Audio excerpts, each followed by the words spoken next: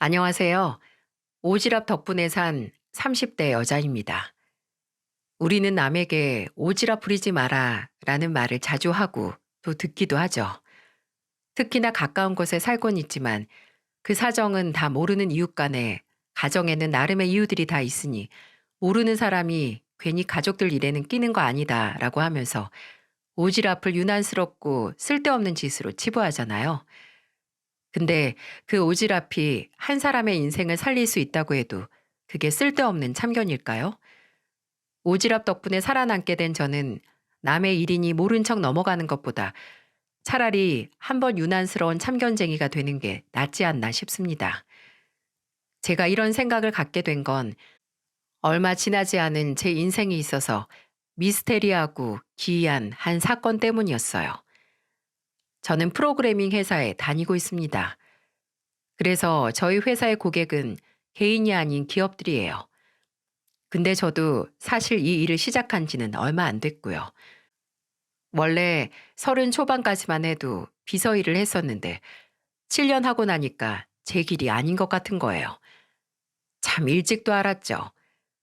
그래서 이직을 준비하다가 이직을 하면 어차피 비슷한 계열로밖에 못 갈 것 같아서 여기저기 닥치는 대로 학원을 다녀보기 시작했고 그러다가 프로그램 개발을 시작하게 됐어요.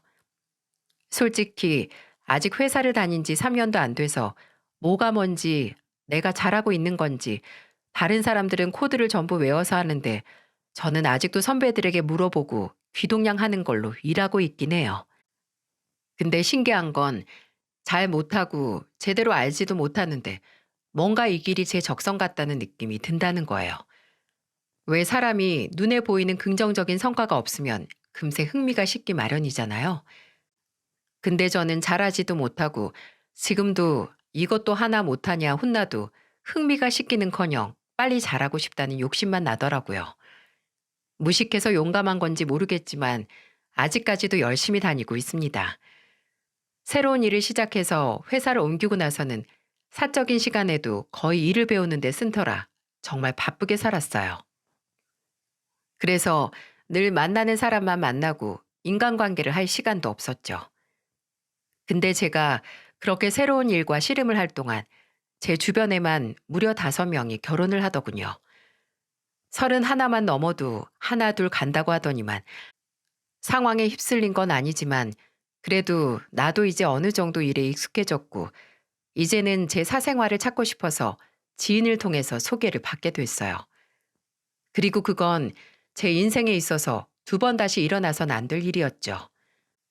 지금 다 설명하진 않겠지만 간단하게 말해서 그 소개를 해준 지인은 제게 그 사람을 소개시켜준 일로 아직까지 제 앞에서 대역 죄인이고 미안해서 연락도 못하게 됐습니다. 그 대역 죄인 지인이 소개시켜준 사람은 바로 제 남편이었죠. 남편은 약사였는데 내과와 이비인후과, 피부과가 있는 3층짜리 건물 1층에 있는 약국을 운영 중이었어요. 남편을 처음 소개받았을 때 저는 34이었고 남편은 37이었죠.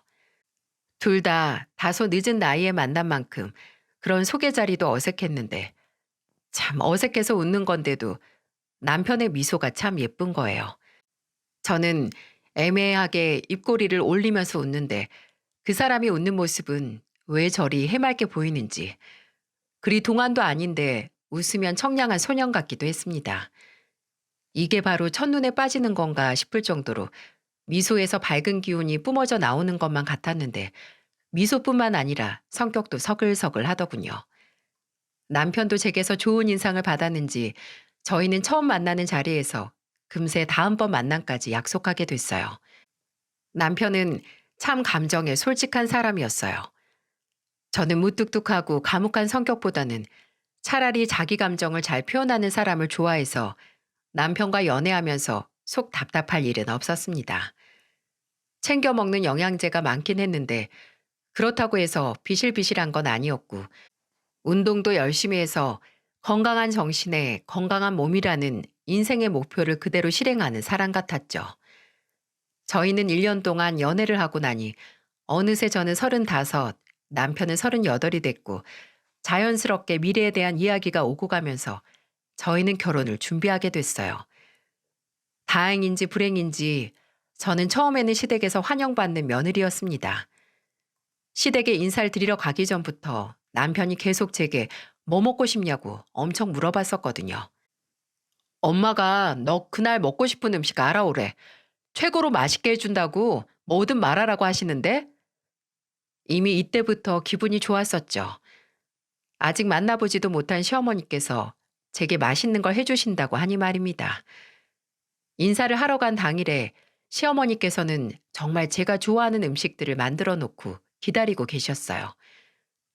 좋아한다고 해서 만들긴 했는데 입에 맞을까 모르겠어요. 내가 요리는 자신 있는 사람인데 되게 엄청 떨리네.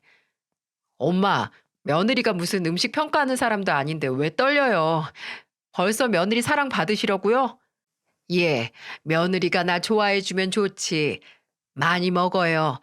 내가 다른 거 몰라도 여기 깻잎찌짐은 정말 자신 있어. 이거 먼저 얼른 먹어봐요.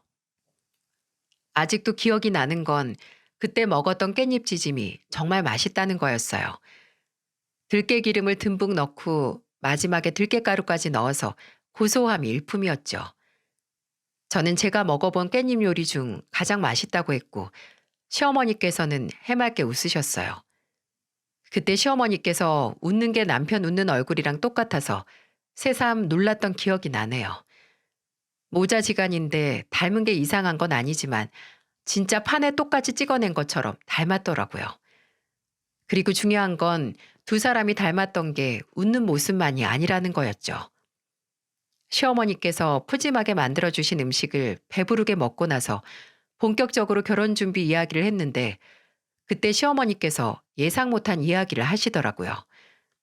남편에게는 3살 차이가 나는 형이 있었는데 이 시숙님께서는 그날 만나지 못하고 나중에 따로 남편과 함께 식사를 하면서 인사를 드렸었어요.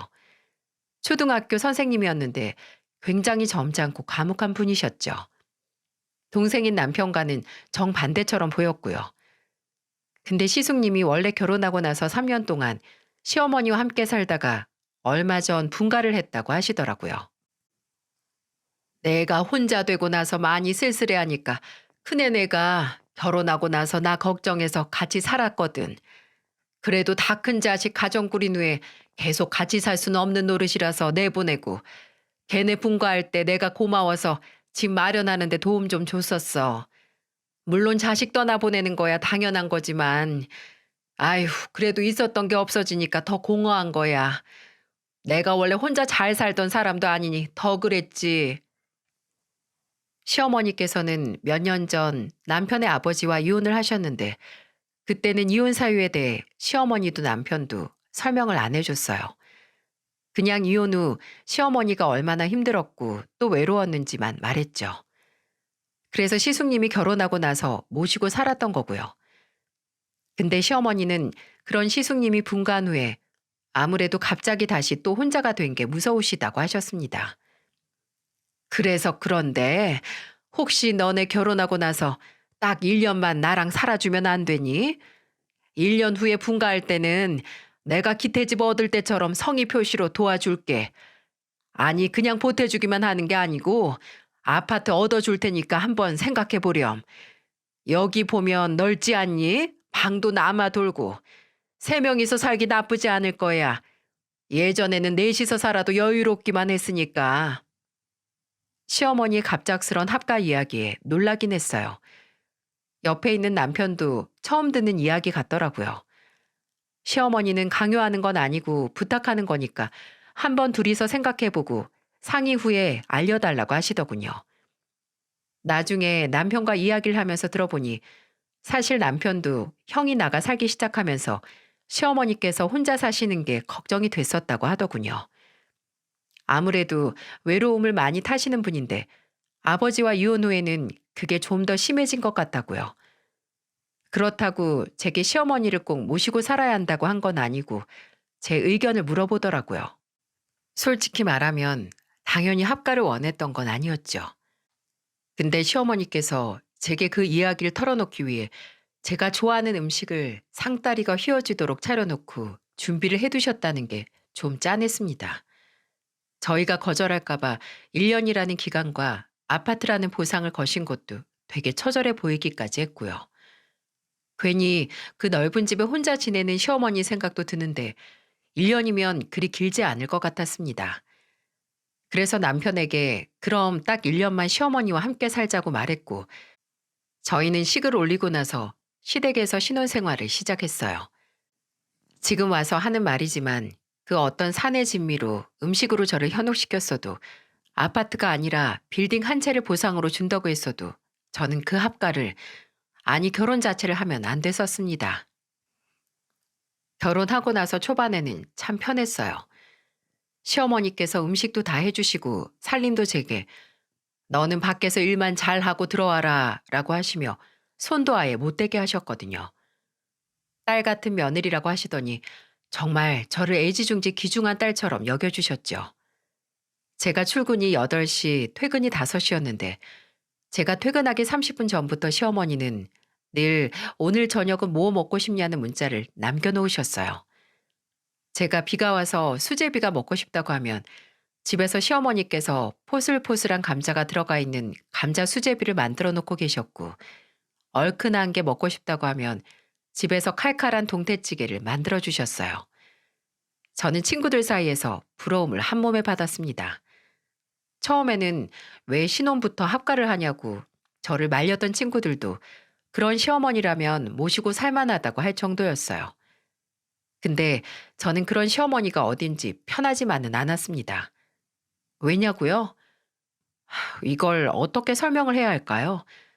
시어머니의 행동들이 좀 극단적이었거든요. 하루는 혼자 엄청 바쁘세요. 아침에 출근하려고 일어나면 새벽부터 혼자서 집 대청소를 하고 계세요. 어? 어머님, 혼자 뭐 하세요? 일어났니? 아유, 집이 좀 더러워야지. 저 소파 아래서 먼지 뭉치가 나오는 거야. 그래서 청소하다 보니 어째 이렇게 다 드러내게 됐네. 청소는 시작하면 끝이 없잖니. 그렇다고 새벽 6시부터 책장에서 책을 다 드러내고 베란다 물청소를 하진 않지 않나요? 뭐 그래도 청소하는 게 이상한 것도 아니고 시어머니 말씀처럼 청소가 하나가 눈에 띄면 다른 것까지 하게 되잖아요. 근데 제가 의아함을 느낀 건 전날까지만 해도 이렇게 부지런하고 바쁘셨던 시어머니가 정말 단 하루 만에 침대 위에서 내려오지 않는 게으름뱅이가 된다는 거였어요. 무슨 말이냐면 전날까지만 해도 혼자서 집안 청소를 다 할 정도로 움직이시던 분이 갑자기 아침부터 방 안에서 안 나오시는 거예요. 저는 시어머니의 컨디션이 안 좋은 게 시숙님 때문인 줄 알았어요. 왜냐하면 제가 결혼하고 얼마 안 지나서 시숙님이 이혼을 하셨거든요. 근데 아무리 큰아들이 이혼을 해서 속이 상한다고 해도 시어머니의 상태가 너무 좋지 않았어요. 시어머니의 극단적인 모습에 그저 속만 상한 게 아니라 혹시 어디가 편찮으신 게 아닌가 걱정돼서 남편에게 시어머니를 모시고 병원에 가야 하는 거 아니냐고 말했습니다. 근데 남편은 제게 걱정 말라며 이렇게 말하더군요. 엄마가 종종 저러셔. 갑자기 활동적이시다가 또 하루 만에 기분 가라앉아서 아무것도 안 하시고. 왜? 근데 저런 거 완전 우울증 증상이잖아. 맞아, 우울증. 사실 엄마가 창피하셔서 당신한테 말 안 했는데 엄마가 아버지랑 이혼하시고 나서 우울증 치료를 좀 오래 받으셨거든. 아직 복용하는 약도 있고. 저는 그때 시부모님 이혼의 진실을 알 수 있었어요. 사실 이혼 후 따로 사는 시아버지께서는 시어머니 몰래 바람을 피웠고 시아버지의 불륜으로 인한 이혼 후에 시어머니께서 마음의 병을 크게 앓으셨다는 거예요. 저는 왜 진작 내게 말을 안 했냐고 나도 이런 일을 미리 알았어야 하지 않았냐고 남편에게 화를 냈고 남편은 시어머니께서 제게 알리기 너무 창피하셨다고 미안하다고 하더군요. 그때부터는 시어머니의 그런 극단적인 모습이 안쓰럽고 또 이해가 되더라고요. 지조 없고 책임감과 가족으로서 의리가 없는 남자 하나 때문에 지금까지 고통받는 시어머니가 너무 불쌍했어요. 이때까지는 말이죠. 제가 그저 안 됐다라고 생각할 수 없더라고요. 청소하다가 시어머니가 복용하는 우울증 약을 발견했었는데 그게 양이 꽤 되더군요. 그리고 그 약들이 단순히 우울증일 때 복용하는 항우울증 약이 아니었습니다. 저도 오빠가 20대 초반에 경미한 우울증으로 약을 먹었었는데 그래서 웬만한 항우울증 약은 알거든요. 근데 제가 발견한 시어머니 약은 우울증 약이 아니라 조울증과 정신분열증 증세에 복용하는 기분 조절제와 신경 안정제였어요. 물론 우울증이 심해지거나 그 연장선이 조울증을 유발시킬 수 있지만 정신분열증이라니 시어머니 마음에 남은 병은 생각보다 심각했습니다. 남편은 약을 꾸준히 복용하고 계시고 시어머니도 병의 심각성을 잘 아신다고 그래서 병원도 꼬박꼬박 빠지지 않고 잘 가시는 거라고 저를 안심시켜줬어요. 나아지고 있으니 우리가 같이 살면서 외롭지 않게 해드리면 분명 금방 나으실 거라고요. 그리고 시어머니께서도 남편에게 들으셨다면서 제게 미리 말 못한 걸 사과하셨습니다. 사람들은 그저 정신과에 다닌다는 걸로도 미친 사람이라고 손가락질을 한다고 제가 그럴 일이 없는 건 알지만 그래도 무서우셨대요. 그날 처음으로 시어머니께서는 제 앞에서 눈물을 보이셨습니다. 본인의 감추고 싶었던 치부를 보이시며 먼저 말 못해서 미안하다고 하셨고요. 근데 그건 시어머니께서 제게 미안해 하실 게 아니잖아요. 물론 미리 알았더라면 좋았을 거고 저도 좀 놀라긴 했지만 그래도 정신병은 말 그대로 병이고 꾸준히 치료를 하면 된다고 생각을 했어요. 중요한 건 그런 병을 얻은 게 시어머니의 잘못이 아니라는 거였고요. 그래서 저는 시어머니를 따뜻하게 위로했습니다. 제게 미안해하지 마시라고. 이제 알았으니까 저도 시어머니께 더 관심을 둘 거고 몰라서 하는 실수를 하지 않을 거라고도 했어요. 그리고 같이 사는 1년 동안은 시어머니가 나을 수 있도록 적극적으로 돕겠다고 다짐을 했죠. 물론 쉬운 일은 아니었습니다. 간헐적으로 시어머니께서 굉장히 예민해지고 신경질적이어질 때 눈치를 한두 번 본 게 아니고 한 번은 시어머니께서 제가 식사를 하다가 잘 안 먹는 반찬이 있었나 봐요. 근데 그걸 유심히 보다가 제가 안 먹던 반찬이 담긴 그릇을 갑자기 들고 싱크대에 가져가서 다 버린 적이 있었네요. 그때는 많이 놀랐죠. 근데 나중에 시어머니께서도 사과를 하시고 남편도 제게 많이 놀랐을 거라고 미안하다고 했었어요. 제가 전화 통화를 하고 있으면 어느 순간 갑자기 나타나서 제가 통화를 하는 휴대폰 가까이에 얼굴을 맞대고 엿들으려고 한 적도 몇 번 있었고요. 종종 약을 늦게 복용하거나 깜빡하셨을 때는 혼잣말을 그렇게 하셨어요. 그렇게 마음의 병이 있는 시어머니와의 동거는 신경 쓸 게 많고 놀랄 일도 많았지만 못 참을 정도는 아니었습니다. 아니, 오히려 제가 시어머니를 딱하게 생각하고 같이 사는 동안에는 어쩔 수 없이 감수해야 했기에 무뎌진 걸 수도 있었고요. 그러다가 제가 모르는 저희 시댁을 알고 있는 사람을 만나게 됐어요. 바로 옆집 아주머니였죠. 처음 마주친 건 결혼하고 한 달이 좀 안 됐을 때였어요. 그때는 시어머니 병명에 대해 몰랐을 때였죠. 퇴근을 하고 집에 도착을 해서 엘리베이터를 탔는데 한 60대 정도로 보이는 아주머니와 함께 타게 됐어요. 그 당시 집이 9층이었는데 제가 9층을 누르려고 하니까 옆에 있던 아주머니가 어머 이러시는 거예요. 9층 살아요? 네? 아, 네, 맞아요. 그 아주머니께서도 9층에 사시는지 9층 버튼을 누른 다음에 다른 층 버튼을 안 누르시더라고요. 근데 저렇게 대답을 했으면 뭐 다른 말을 해야 하잖아요. 뭐 같은 층이네, 이웃사촌이네, 제가 처음 보는 얼굴이면 이사 왔어요? 라고 물어볼 수도 있고요. 근데 어머 하고 놀라기만 하고 아무 말이 없는 겁니다. 저는 그 정적이 좀 어색해서 웃으면서 가볍게 목례를 했어요. 근데 9층으로 올라가는 내내 그 아주머니는 옆에서 너무 티가 나게 저를 빤히 바라보셨습니다. 제가 눈길을 의식하고 쳐다봐서 눈이 마주쳐도 안 피하고 민망할 정도로 노골적으로 제 얼굴을 관찰하는 거예요. 마치 신기한 생물을 보는 것처럼 말입니다. 황당하고 기분이 나빠질 때쯤 9층에 도착을 했고 저는 다시 한번 예의상 그 아주머니께 목례를 하고 제 집으로 들어가는데 제가 903호 문을 열고 들어가는 순간 뒤에서 아휴 쯔쯔 이런 소리가 들렸어요. 그 후에도 종종 엘리베이터나 아파트 단지에서 절 보면 제게 가까이 와서 이런저런 말을 많이 했거든요. 근데 그 말이 그냥 이웃끼리 나눌 수 있는 일상적인 대화가 아닌 것 같다는 점이 신경이 쓰였습니다. 초반에는 저에 대해 질문을 많이 했어요. 혹시 903호 며느리예요? 네, 맞아요. 큰아들, 작은아들, 거기 아들만 두 명이잖아. 아, 둘째 며느리예요. 아, 그렇구나. 참 남의 집에 관심 많다 싶더라고요. 또 이건 나중에 생각을 할수록 이상했던 게 왜 큰아들, 작은아들이냐고 물어봤을까요? 물론 그 전에 시숙님이 이혼을 하긴 했지만 그걸 어떻게 옆집 아주머니가 알고 계시겠어요? 제가 그 아주머니를 마주치고 나서 시어머니께 혹시 옆집하고 친하시냐고 물은 적이 있는데 아니라고 하셨거든요.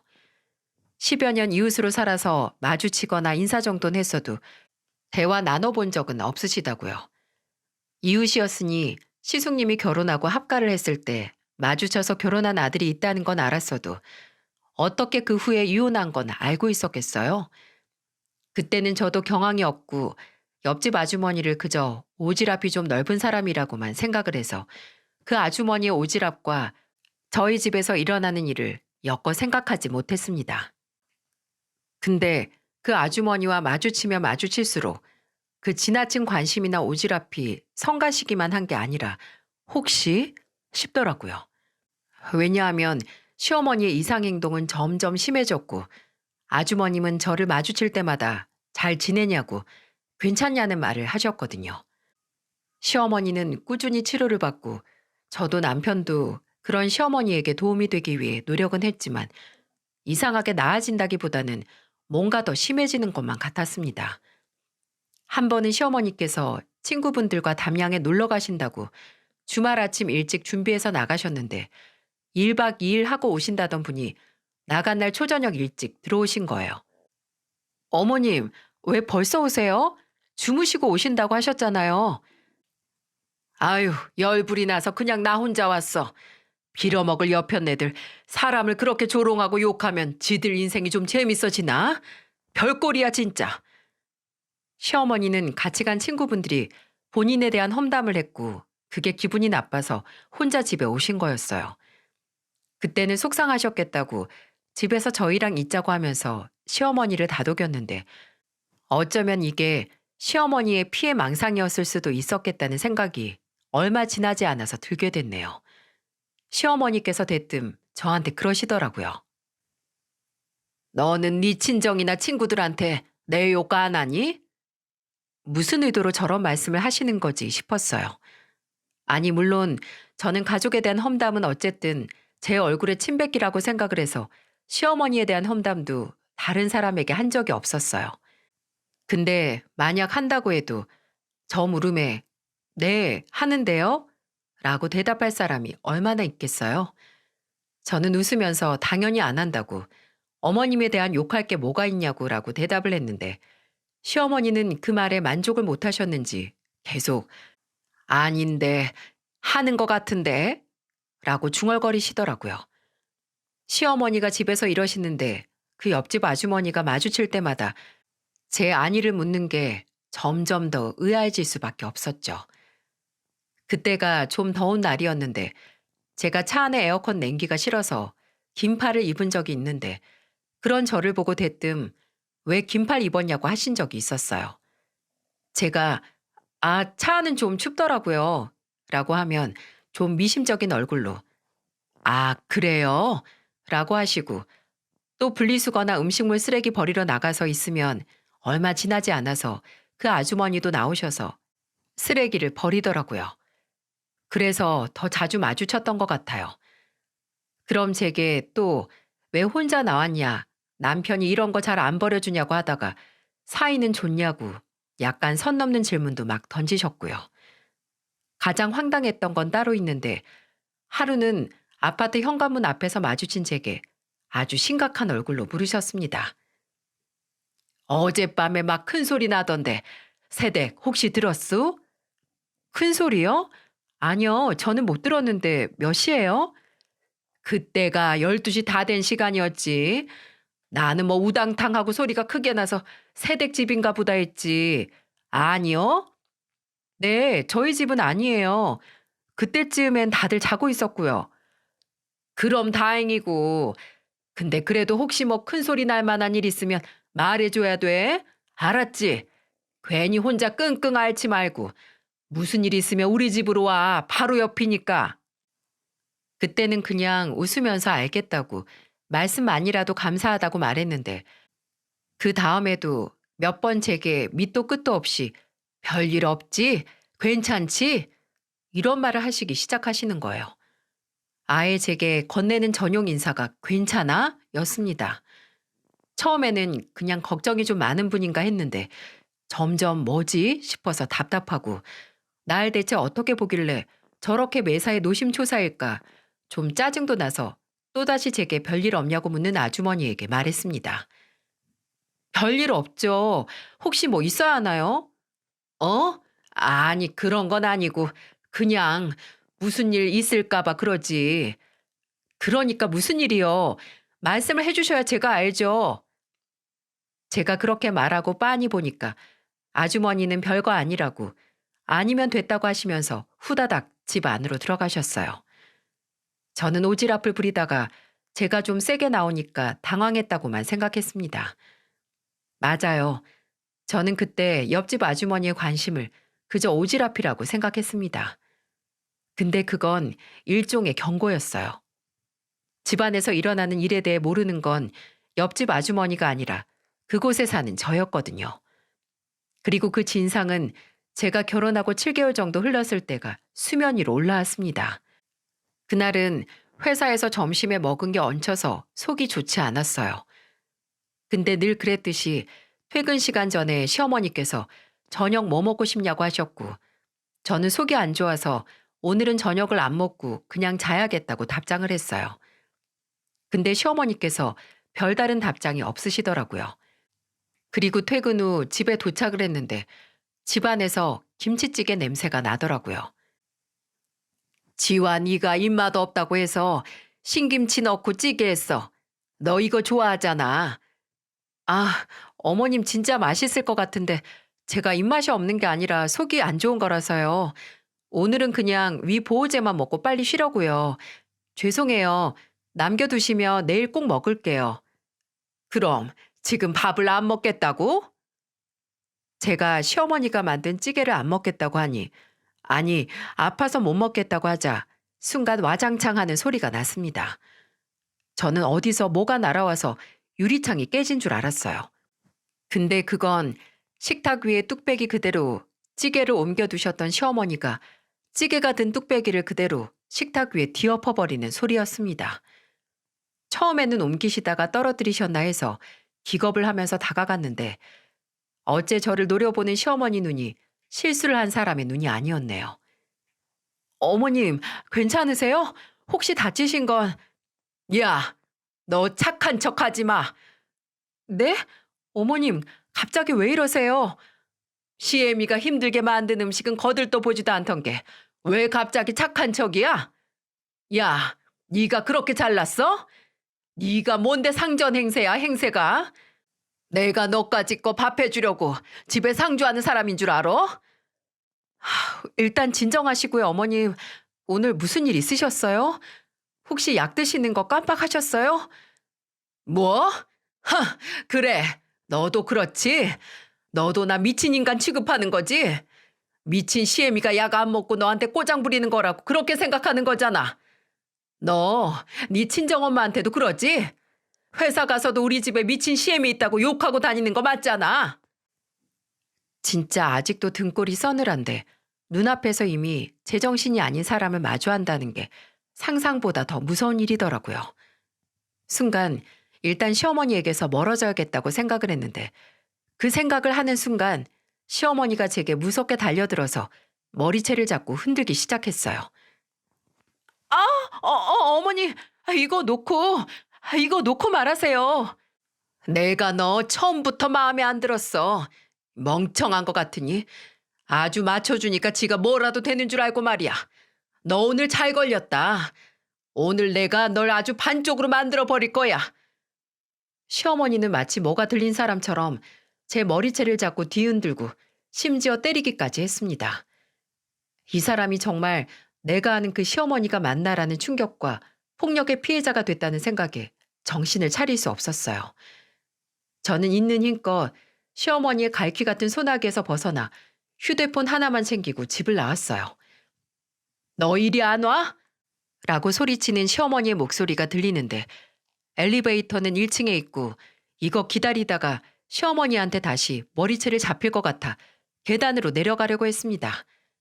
근데 그때 세대 이리로 들어와. 마치 구원과도 같이 옆집의 문이 열렸어요. 그리고 빼꼼 나온 아주머니가 제게 손짓을 하셨죠. 저는 시어머니가 저를 쫓아 나올 것만 같아 홀린 것처럼 옆집으로 들어갔습니다. 머리는 산발에 놀라서 벌벌 떠는 저를 보고 아주머니는 혀를 끌끌 차면서 말씀하셨어요. 개가 똥을 끊지.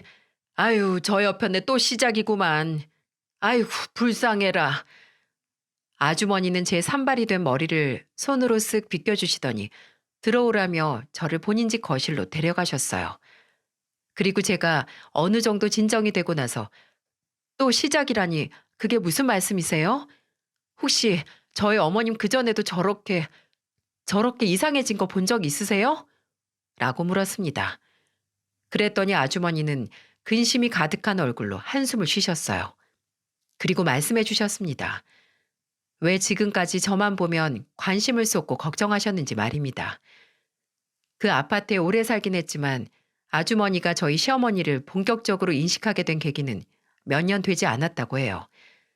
시숙님이 지금은 이혼한 형님과 합가해서 살 텐데 형님이 같이 살게 되면서 바람잘 날이 없었다네요. 나는 처음에 부부싸움 하는 줄 알았어. 그 지금은 이혼한 그 세댁 마주치면 입술은 터져 있지. 팔이나 다리에 멍도 있지. 사람 꼴이 말이 아니더라고. 그래서 하루는 또 새벽에 뭐 깨지는 소리가 나서 경찰에 신고를 했거든. 아무리 부부싸움이라고 해도 어떻게 무시를 해. 경찰 오고 집 앞에서 조사받는 것 같아서 내가 문을 살짝 열고 봤더니 어머, 이건 부부싸움이 아니었더라고. 그 시어머니란 여자가 지 며느리를 팬 거야. 그 시어머니란 여자는 사고라고 지가 뭐 물건을 옮기다가 들어있던 컵인가 뭔가 떨어져서 아래에 있던 며느리 이마에 맞았고 그래서 컵이 깨지면서 소리가 났다 하는데 그 며느리 표정은 영 그저 사고를 당한 사람이 아닌 거야. 그날은 그냥 사고라고 하니까 경찰이 그냥 갔는데 그 후로도 아주 시끄러웠지. 새댁 시어머니가 뭐 정신과 치료받는다며. 나는 정확히 모르는데 우리 아파트에 소문이 돌긴 했어. 미친 여자라고. 그러다가 그 집 큰아들까지 지 엄마한테 더 이상 이렇게 못 산다고 나가 산다고 이삿짐 센터 불러서 이사 나갔고. 근데 소문 들어보니까 나가기 전부터 이혼한다 뭐다 하더라고. 나도 큰아들하고 그 맞던 며느리가 하는 말 여기 앞에서 들었었고. 그냥 이혼하자고 하면서. 그전부터 시숙님이 시어머니와 사이가 좋지 않았다는 건 알고 있었거든요. 아니, 그냥 시숙님은 가족들 중 누구하고도 살가운 사이가 아니었어요. 찾아오지도 않고 동생인 남편하고도 연락을 잘 안 했고요. 저는 그때 이혼 후 아무래도 사람이 변할 수 있다고 생각을 했는데 다 이런 이유가 있었던 겁니다. 내가 새댁을 그렇게 주의 깊게 본 게 다 그것 때문이었어. 새 며느리가 들어온 것 같은데 그 이혼한 며느리처럼 될까 싶어서. 아이고, 이럴까봐 걱정했던 건데 차라리 빨리 말을 할 걸. 원래 처음에 손 올리는 게 힘들지 그 후에 사람 때리는 건 일도 아니라고 하잖아. 근데 또 놀란 게 내가 그 전에 본 아가씨는 전혀 다른 아가씨거든. 그래서 나는 새댁 처음 봤을 때 그 집 큰아들 재혼 상대인 줄 알았잖아. 이건 또 무슨 소린가요? 그 전에 본 아가씨라니. 아주머니 말로는 이혼한 형님 말고도 시댁을 드나들던 다른 여자가 있었다는 거예요. 그 여자는 제 남편과 아파트 단지 안에서 같은 차에서 내리던가 같이 엘리베이터를 타고 손을 잡고 다녔다고 하더라고요. 심지어 아주머니는 거의 열흘 동안은 매일 그 아가씨와 마주쳐서 이 집 작은 아들이 결혼을 했구나 추측을 하셨다고 하셨어요. 근데 그러다가 자취를 감췄고 1년 뒤에 제가 나타나서 좀 놀라셨다고요. 아무래도 내가 보기엔 그 여자가 새댁 전에 결혼할 여자였던 것 같은데 새댁 시어머니 보고 뭔가 이상하니까 눈치 보다가 헤어진 거 아닐까? 내가 이미 식도 다 마치고 같이 살고 있는 사람한테 이런 소리 하는 거 현명하지도 못하고 무책임한 거 맞는데 그래도 사람이 좀 정상적으로 살 수가 있어야지. 새댁도 잘 생각해봐. 괜히 갈팡질팡하다가 이혼한 큰며느리 꼴 나지 말고. 그냥 옆집 아주머니께 이야기를 듣는 내내 망치로 제 머리를 쾅쾅 얻어맞는 기분이었습니다. 시숙님의 결혼 생활부터 계속된 시어머니의 폭력을 남편이 몰랐을 리도 없고 그걸 알고도 그런 시어머니와 합가래해서 살자고 하더니 파혼 사실도 저는 전혀 모르고 있었고 심지어 그 전에 이미 시어머니의 병명에 대해 제게 숨긴 이력도 있었고요.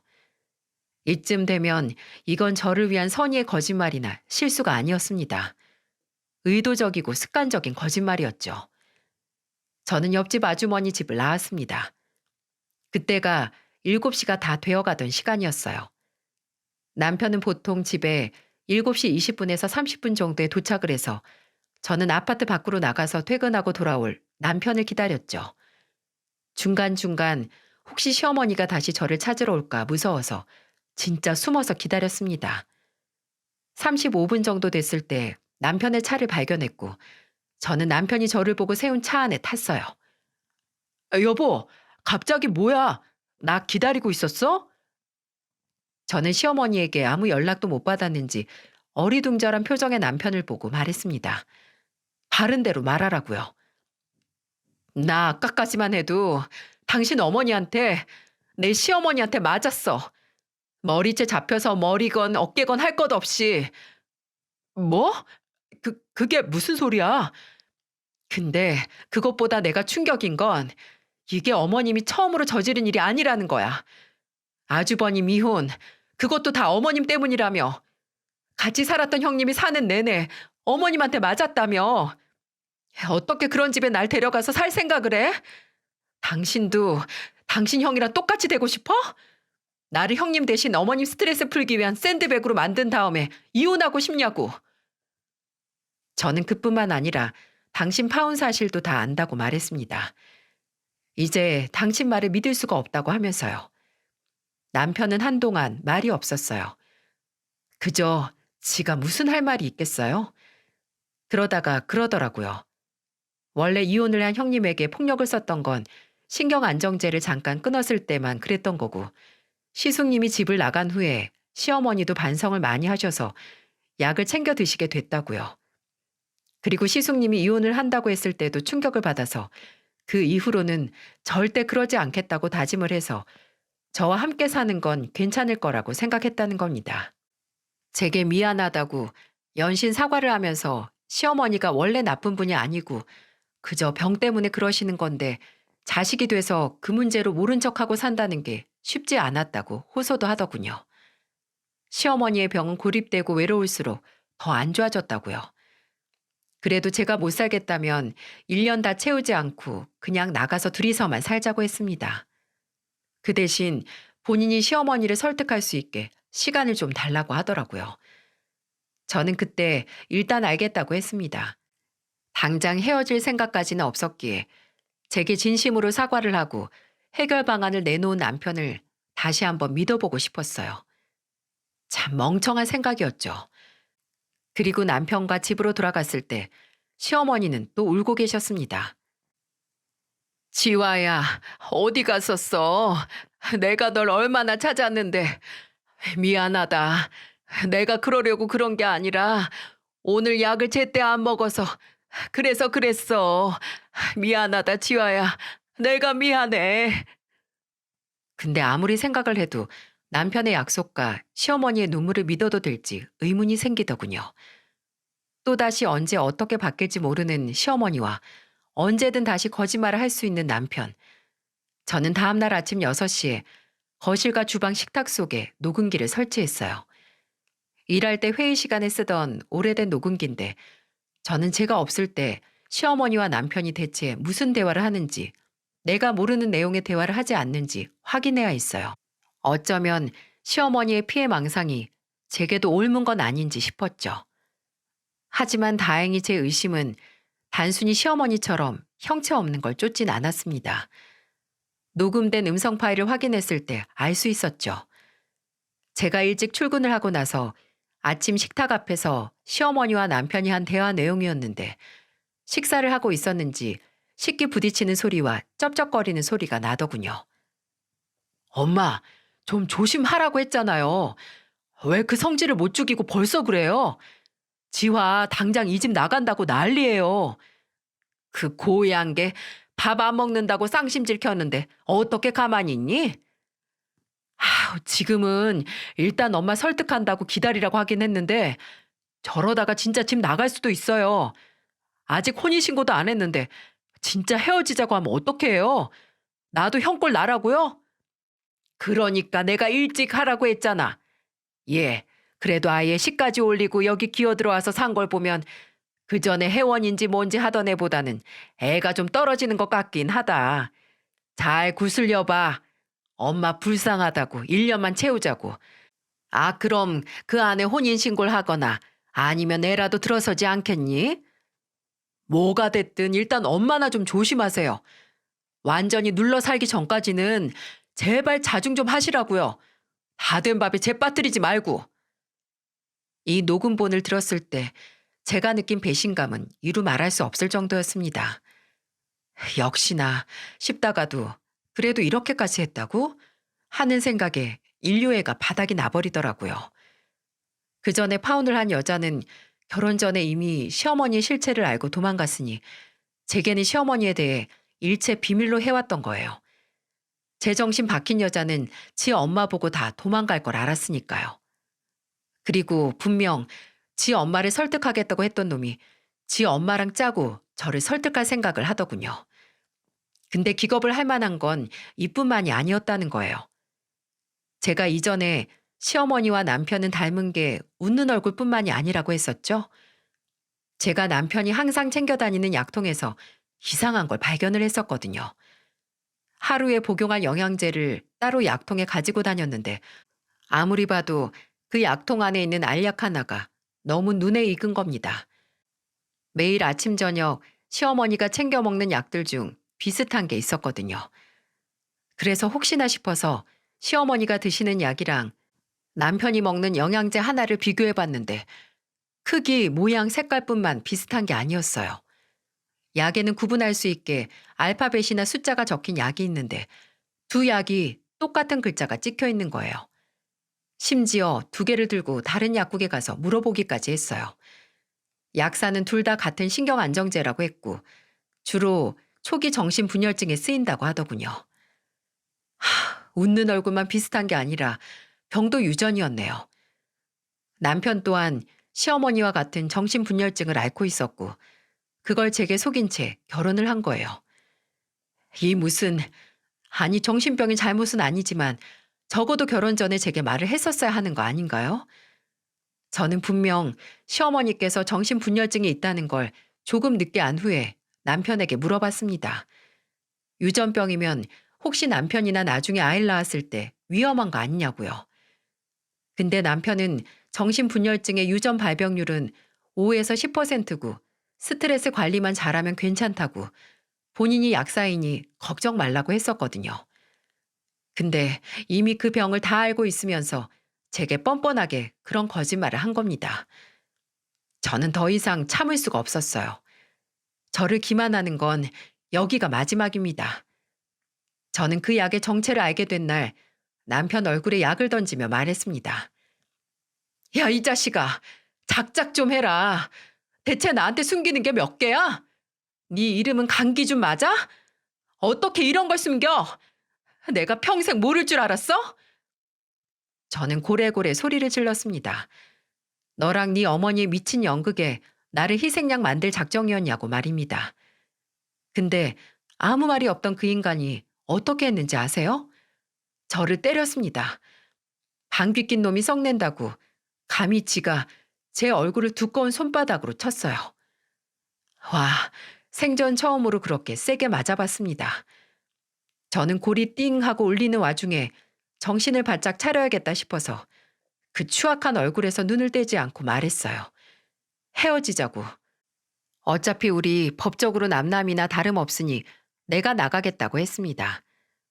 더 이상 너나 네 엄마같이 마음이 병들다 못해 썩어서 악취가 풀풀 나는 인간들하고 하루도 더는 못 살겠다고 했어요. 그런 제게 남편이 말했죠. 야, 네가 나가서 뭐 할 건데? 혼인신고만 안 했지. 우리가 같이 산 게 조금 있으면 10달이야. 사실혼 관계 모르냐? 근데 그냥 없던 일처럼 하고 산다고? 그걸 왜 못해? 네가 네 엄마랑 짜고 나 속인 다음에 심지어 폭력까지 한 사실까지 고소할 거야. 두 모자가 쌍으로 미쳐서 여자 인생 하나 말아먹으려고 했다고 알릴 거라고. 아이고 대단도 하십니다. 해봐 어디 해봐. 네가 무슨 증거가 있는데? 증거야 많지. 너랑 네 엄마가 주연이야. 저는 남편 앞에서 제가 숨겨놨던 녹음기를 찾아서 보였습니다. 그리고 그뿐만 아니라 그 녹음기를 설치하고 나서 이틀 뒤에 작은 카메라까지 설치를 했었죠. 그 인간들이 제게 무슨 짓을 할지 몰라서 무서워서 정말 살려고 드러났던 보험이었습니다. 남편과 시어머니는 황당하다는 얼굴로 저를 쳐다봤고 시어머니는 제게 삿대질을 하면서 내가 말했지? 처음부터 마음에 안 들었다니까? 라고 소리를 버럭 질렀어요. 그리고 잠시 뒤 집에는 경찰이 찾아왔습니다. 누가 불렀냐고요? 바로 제 옆집 아주머니였어요. 제가 그 전에 옆집 아주머니에게 혹시 큰 소리가 나거나 제 고함 소리가 들리면 지체하지 말고 경찰을 불러달라고 부탁드렸거든요. 저는 그 아주머니와 한 약속을 믿고 남편에게 집이 떠나가라 소리를 질렀고 다행히 그걸 들은 아주머니께서 신고를 해주셨던 겁니다.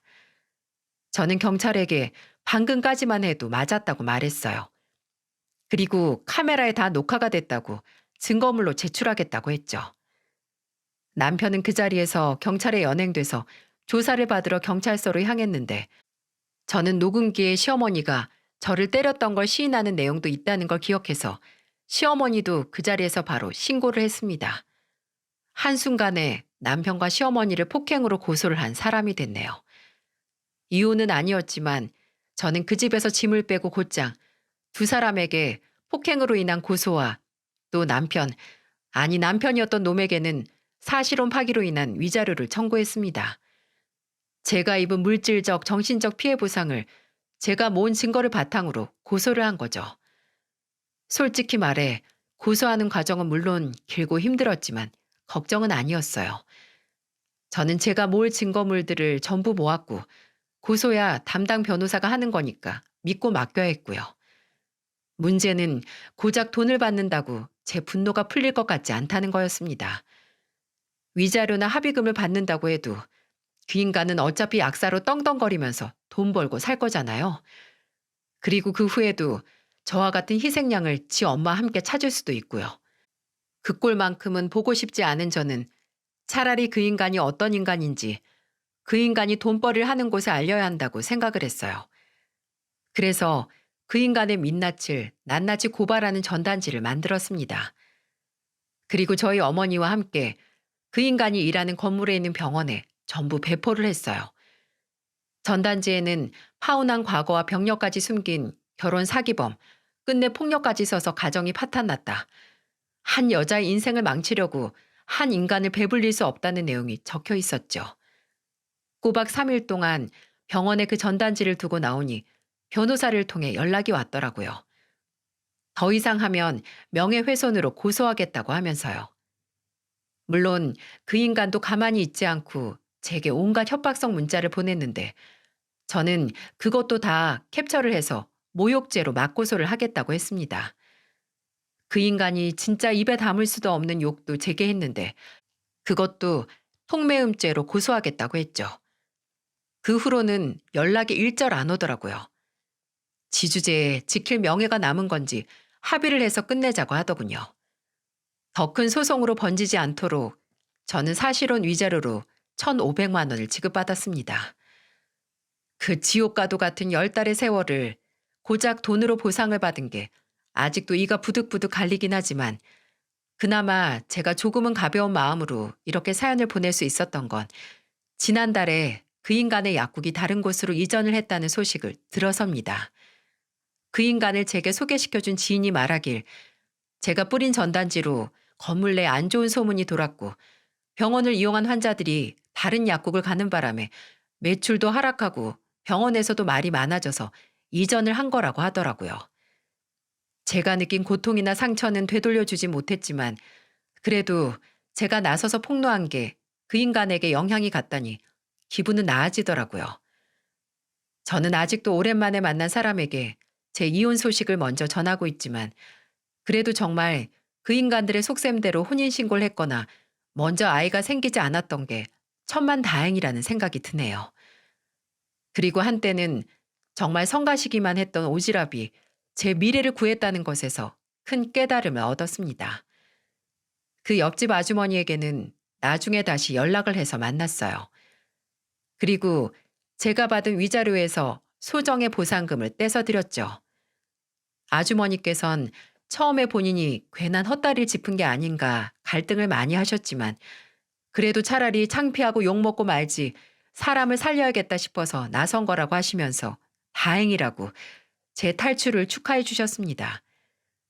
우리는 사생활이라는 명목으로 우리가 마주하는 것들을 모른 척 하곤 하는데 그래도 그게 정말 저처럼 희생양이 될 뻔한 사람을 도울 수 있다면 그 아주머니의 말씀대로 차라리 오지랖 넓다고 손가락질 당하고 말지 용기를 내보는 게 중요한 것 같습니다.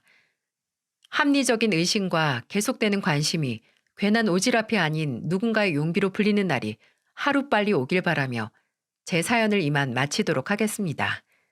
들어주신 분들께 감사드리며 부디 제가 하루빨리 일상을 회복하고 또 저를 도와주신 아주머니 앞날에도 그저 꽃송이만 가득하길 여러분이 기도해 주시길 바랍니다.